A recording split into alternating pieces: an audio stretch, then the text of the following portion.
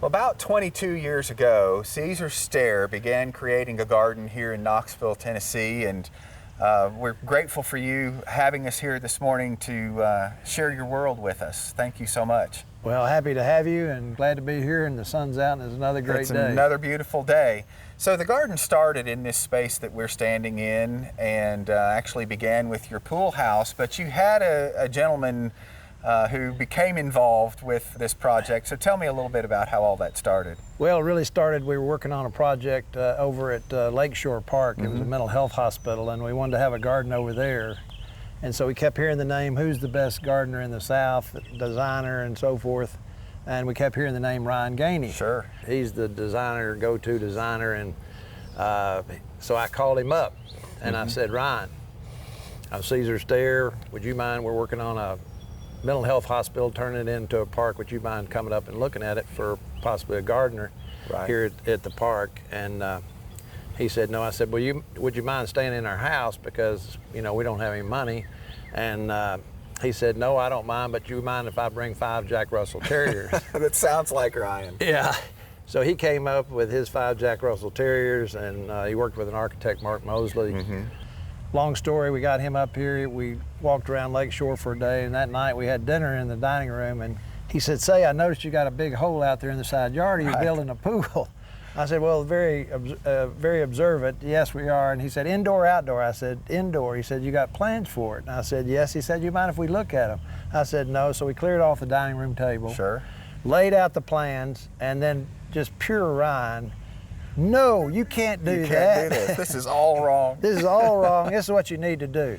And so that began a relationship, a wonderful relationship. We basically gave Ryan a blank canvas to design this garden, because I certainly didn't know anything about gardens, but I recognize the one thing I give myself credit for is recognizing what a true talent and what an aesthetic vision for beauty that Ryan had. Yeah, he did. He's a great, great loss. Yeah. And you have kind of an arts and crafts style house, so he helped bring about an arts and crafts style garden. Yeah, he taught us that the garden should be an extension of the house. It's really a part of the house is part of the garden, and they should fit together. So we're standing here looking at your pool house and pavilion, and this space has a very room-like feel to it, and I'm assuming that that is by design. Absolutely, absolutely. One of the things that Ryan told us is that you don't know anything about gardens, you need to go to the Cotswolds. Right. And I remember going to the Cotswolds and went to Hidcote first and walked in there and say, oh my gosh. Right. How long have they been doing this? You know, and my wife looks at me and says, well, you know, a couple thousand years probably.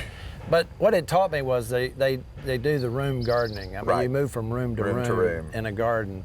And that was what Ryan was doing here. So, you know, when you start from the driveway, we've got sort of an asymmetrical garden right down below the steps. And then here we call this the pool garden. And it's very symmetrical. And then he put in the 6 boxwoods, which all line up. He put in the 2 crepe myrtles there, and then the 4 ilex, and really surround the ilex with variegated box at the base. So it's all very, very symmetrical. Right. And there's something about the symmetry when you're sitting up in the pavilion and looking over this that's very, very calm and restorative, and just sort of recharge your batteries. Right. It's also, this part of the garden also is very green, and it's shades of green, and I think we forget sometimes that, you know, green is also a color, and there's so many things that you can do just peaceful and calm and quiet with these beautiful shades of green color. Ryan was not into a lot of bright colors. Right. And so we try to select here, you know, cool colors, the purples, the blues, the whites. Right. One of the things that we like to do is, my wife used to always say, I was practiced law for a long time, and I'd come home and she said, oh, he's full of that downtown venom. So we'd get a cold beverage, so to speak, and come out and walk and sit here and just let the day sort of fade let the away. Poison go out and take in and just get your soul restored. I completely understand.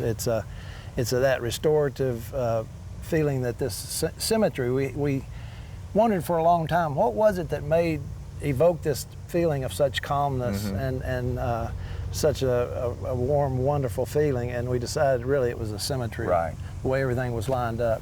Real quickly, just tell me a little bit about the pool house itself and the architecture and the design of it, how it came to be. Yeah, after Ryan looked at those plans, he's made it clear that what you want to do is he wanted to make this look like a horse stables. Right.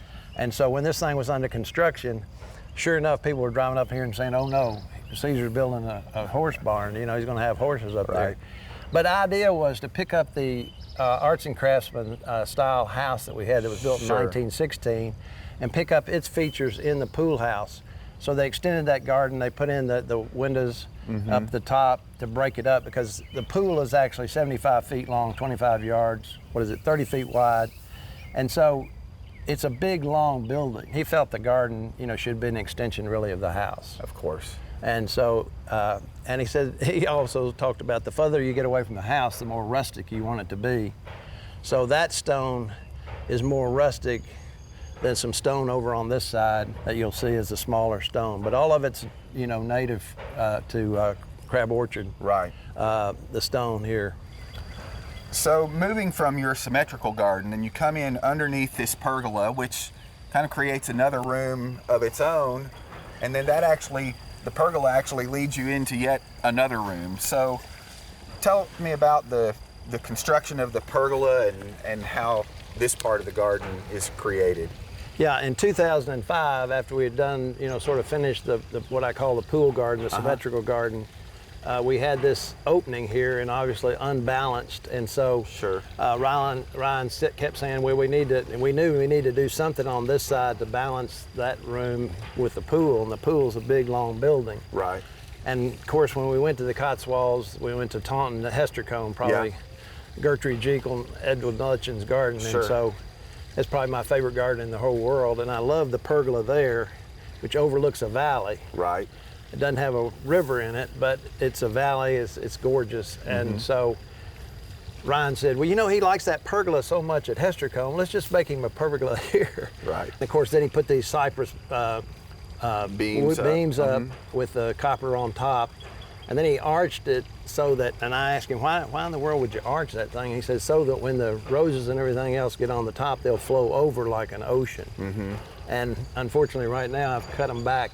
About every 3 years, I cut them way, way back. Right. And so we don't have that right now that you can see, but by the time you get all the plants and everything else on it, this pergola does balance the pool. And so you don't feel like you're about to tip over one side or the other. Sure. And then, of course, you've got this big perennial bed here on this side with kind of a limited palette. I mean, I see asters and Joe Pye weed and this was things. You know, the problem is the asters, these Rachel Jackson asters, which is another wonderful story, typical Ryan. You know, he goes to the Hermitage and he's being taken around by the head gardener and all that. And so he said, I'd love to have some of those Rachel Jackson asters. And says, well, you know, you can't take anything. And so at the end of the thing, he said, but I'm going to the bathroom and I'll see you another time. And so Ryan, of course, took some clippings. Took them back to Decatur. And so the Rachel Jackson asters are really taken over. But you can see this herbaceous border here is really for the fall. And so all the color, the purples, and of course the Joe Pye weed, and then there should be solidago in here. Right. And then we've got some helianthus that you don't see right now. We've got some ginger that's coming up, but you can see there's some phlox right now. But there's always, it seems like there's always some progression. And then you come down these beautiful half-round stairs into another more formal space, another green space again. Right. But with a really interesting kind of dynamic hedge back there that you don't see a lot of. We would call that maybe a pleached hedge or absolutely. And the idea here was Ryan was not opposed to going to a garden, looking at what he liked, and then repeating it and modifying it some. And so this is all taken after the Dunbarton oak. At Dunbarton Oaks, you know, they have a complete ellipse of the Carpinus, these hornbeam trees, bleached together. Of course, they're much bigger, but the idea here was to sort of do a demi-lune of the hedge on the stick, you might call it, which this is looking pretty good right now because I got a wonderful man, Ramiro Rodriguez, who helps me, and he is a master at trimming that, which takes some doing. I used to get up on a scaffold and help him, but not anymore. And he also does the box. So again, Ryan, this was 2007, so he puts in the Carpinus, and then he says, well, you know, you need a fountain in here. And so, you know, this had been after several years I've been working with Ryan since 2001, and I thought, well, he's getting ready to give me a fountain because he said he had this fountain in his garden. And so he says, for a small fee, you can have it. And it actually, baptismal font, and I don't know how long Ryan had it, but anyway, it's been with us now for about 16 years. Yeah. And then after that, then he puts in the green box around it. And then he says, well, I think we need another box around that that's hexagonal, because that's the shape of the baptismal font.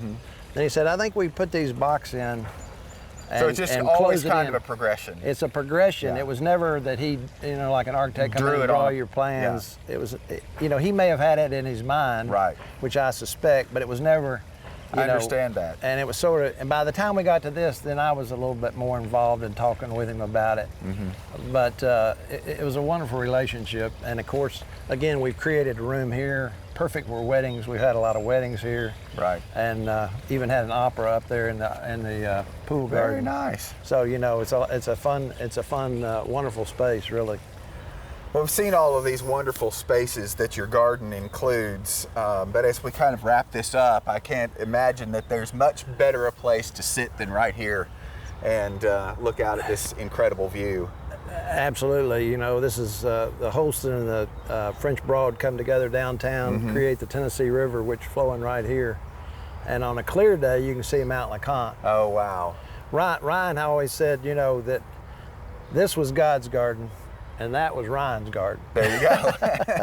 And Caesar fits in there somewhere. Caesar and Dorothy fit in there I'm just a witness. I'm just a viewer. Well, we want to thank you so much for allowing us to have a little glimpse into your private world. We really appreciate it. Well, it's all our pleasure. We like to share this. We feel like we're just stewards of this particular place, this particular piece of land. Right. And Ryan was all about beauty, and he has certainly made a beautiful place here for us and for everybody we can share it with. So we try to share it with everybody that we can. Well, thank you so much. So it's a pleasure. If you liked this video, we've got a wide range of gardening related topics here on our channel. Home garden tours, plant showcases, tips from growers. Take a dive into our archive and be sure to click to subscribe so you can catch all of our new topics. Till next time.